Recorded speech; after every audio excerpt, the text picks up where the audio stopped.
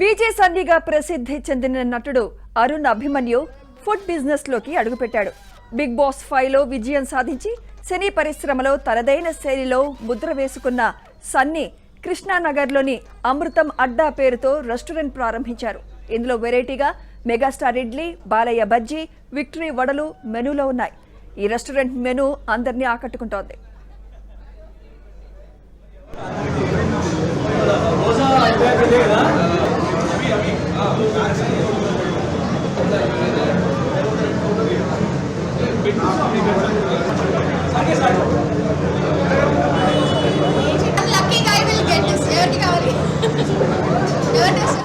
అమృతం అడ్డా సన్నీది చాలా హ్యాపీగా ఉంది. ఆల్రెడీ టీబీసీ సెలూన్ కూడా చాలా సక్సెస్ అయింది. సో దాని తర్వాత మళ్ళీ ఇదొక నెక్స్ట్ బిజినెస్ స్టార్ట్ చేసిన ఫుడ్ బిజినెస్. చాలా హ్యాపీగా ఉంది.